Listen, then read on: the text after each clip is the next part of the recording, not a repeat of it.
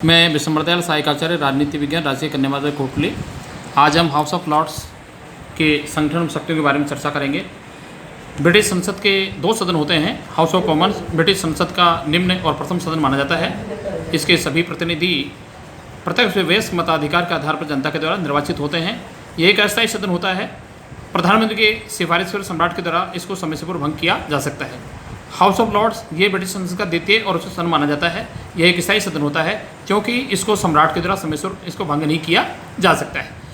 लोग house of Lords के सदस्य संख्या सुनिश्चित नहीं होती है, प्राय घटती बढ़ती रहती है। वर्तमान समय लगभग 1000 के आसपास की सदस्य संख्या पाई जाती है। लोकसभा के सभी सदस्य प्रधानमंत्री की सिफारिश पर सम्राट के द्वारा अवकाश प्राप्त जो प्रधानमंत्री होते हैं, स्पीकर होते हैं, ऐसे सदस्यों को लोकसभा के मेंबर के रूप में नियुक्त किया जाता है। लोकसभा में लगभग 5 प्रकार के प्रतिनिधि होते हैं, सदस्य होते हैं, जिनका वर्णन अग्रांकित बिंदु के अंदर किया जा सकता है। राजवंश से संबंधित राजकुमार, लोकसभा में इस श्रेणी के जो राजकुमार होते हैं इनकी संख्या 3 या 4 के आसपास होती है, लेकिन इन्हें लोकसभा में की बैठक में कार्रवाई में भाग लेने का अधिकार नहीं होता है। अर्थात राजवंश से संबंधित लॉर्ड सभा के जो मेंबर होते हैं, सदस्य होते हैं, जो पीयर होते हैं, ये हाउस ऑफ लॉर्ड्स की कार्रवाई में भाग नहीं लेते हैं। इसके लिए कई कारण हो सकते हैं। दूसरे श्रेणी के जो पीयर होते हैं, आंशिक पीयर, लॉर्ड सभा के जो कुछ आंशिक आधार पर सदस्यता प्राप्त करते हैं, यदि नए पीयर बनाए जाते हैं तो उनके पुत्र को भविष्य में आंशिक आधार पर ये पीयर बनाया जाता है। स्कॉटलैंड के प्रतिनिधि 1707 के यूनियन एक्ट के अनुसार ये निर्णय किया गया कि लॉर्ड सभा के सदस्य अपने में से 16 सदस्य को पीयर के रूप में डेप्यूट करेंगे, नियुक्त करेंगे, और ये आजीवन समय तक पद पर रहते हैं। लेकिन इनके कार्यकाल के बाद अर्थात इनकी मृत्यु के बाद इनके स्थान पर नए पीयर नहीं बनाए जाते हैं। आजीवन पीयर 1958 के पीयर अधिनियम के अनुसार, आजीवन पीयर अधिनियम के अनुसार ब्रिटेन में सामाजिक, आर्थिक, वैज्ञानिक, साहित्यिक, राजनीतिक जीवन के अत्यंत योग्य प्रतिभाशाली लोगों को लॉर्ड सभा का आजीवन सदस्य बनाया जाता है। लेकिन भविष्य में संबंधित सदस्य की मृत्यु के बाद आंशिक आधार पर उनके उत्तराधिकारी में मनोनीत नहीं किया जाता है। आध्यात्मिक लॉर्ड सभा के आध्यात्मिक लॉर्डों की संख्या 26 होती है।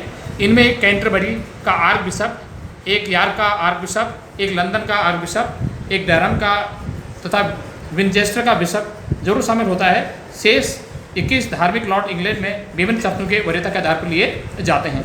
छठे प्रकार के सदस्य हैं विधि लॉर्ड। कानूनी लॉर्ड की संख्या 9 होती है और इन्हें सम्राट जीवन भर के लिए नियुक्त करता है। ये लॉर्ड मुख्यतः न्याय कार्य करते हैं और कभी भी लॉर्ड सभा के वाद विवाद में भाग नहीं लेते हैं। अर्थात चाहे तो ले भी सकते हैं, लेकिन कोई भाग लेने के लिए आवश्यक नहीं होता है। लॉर्ड सभा के पदाधिकारी, लॉर्ड सभा के प्रमुख पदाधिकारी लॉर्ड चांसलर, उपाध्यक्ष, लॉर्ड चेयरमैन ऑफ कमेटी, इसके अलावा अन्य स्थायी कर्मचारी हैं। सदन का लिपिक, सार्जेंट एट आर्म्स व gentleman user of black rod, इनकी नियुक्ति प्रधानमंत्री की सलाह पर सम्राट द्वारा की जाती है। लॉर्ड सभा की गणपूर्ति 3 होती हैं। यद्यपि किसी भी जहाँ पर मतदान की बात आती है तो लॉर्ड सभा में गणपूर्ति 3 के स्थान पर 30 होनी चाहिए। अगर 30 सदस्य सदन में उपस्थित नहीं है तो उस दिन में मतदान से संबंधित कार्रवाई को अंजाम नहीं दिया जा सकता है। इसकी कार्रवाई सोमवार से लेकर बृहस्पतिवार तक होती है और इसके लिए जो गणपूर्ति सदस्य की आवश्यक मानी गई है। अब करते हैं लोकसभा की शक्तियाँ। विधायी क्षेत्र में लोकसभा को व्यापक अधिकार शक्तियाँ प्राप्त थी, लेकिन 1911 और 1949 के संसदीय अधिनियम के द्वारा बहुत कुछ सीमा तक लोकसभा की शक्तियों को सीमित कर दिया गया है। कोई भी साधारण विधेयक ब्रिटिश संसद किसी भी सदन में पेश किया जा सकता है और दोनों सदन के द्वारा पारित होने के बाद स्वीकृति सम्राट के पास भेजा जाता है।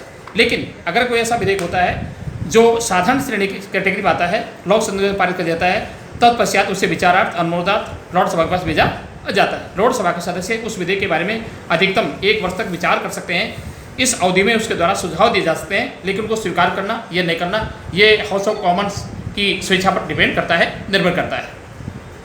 1 साल की अवधि के बाद बिना लॉर्ड सभा की सहमति से वह सम्राट की स्वीकृति से वह विधेयक कानून बन जाता है। अर्थात ये कहा जा सकता है कि साधारण विधेयकों को कानून बनने में लॉर्ड सभा के द्वारा अधिकतम 1 वर्ष तक का विलंब का कार्य किया जा सकता है।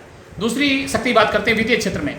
1911 और 1949 से संसद अधिनियम के पारित होने के बाद जितने भी संसद में जो विधेयक होते हैं, अर्थात जो आयरिश रिलेटेड जो विधेयक होते हैं, वे सबसे पहले लोक सदन में पेश किए जा सकते, प्रस्तुत किए जा सकते हैं, लोक सभा में पेश नहीं किए जा सकते हैं।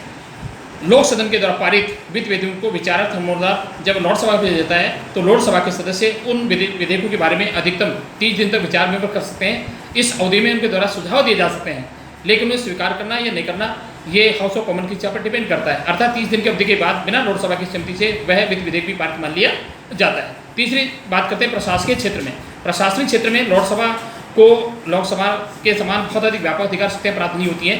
लोकसभा के सदस्य मंत्रिमंडल के सदस्यों से केवल प्रश्न पूछ सकते हैं, पूरक प्रश्न पूछ सकते हैं, मंत्रिमंडल की नीति की आलोचना कर सकते हैं, लेकिन वह किसी भी स्थिति में मंत्रिमंडल को अपदस्थ नहीं कर सकता है। न्यायिक क्षेत्र में अगर बात की जाती है तो हाउस ऑफ कॉमन्स को ब्रिटेन में एक सर्वोच्च अपीलीय न्यायालय के रूप में काम करने का मौका मिलता है, जहाँ पर कानूनी जो लॉर्ड्स होते हैं उन्हें न्यायालय के द्वारा इस प्रकार की कार्रवाई की जाती है। अतः उपयुक्त तथ्यों के आधार पर कहा सकता है कि ब्रिटेन में हाउस ऑफ लॉर्ड्स को केवल नामात्र शक्तियाँ दी गई हैं।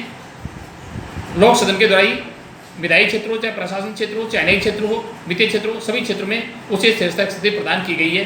यहीं पर समाप्त। 1 मिनट को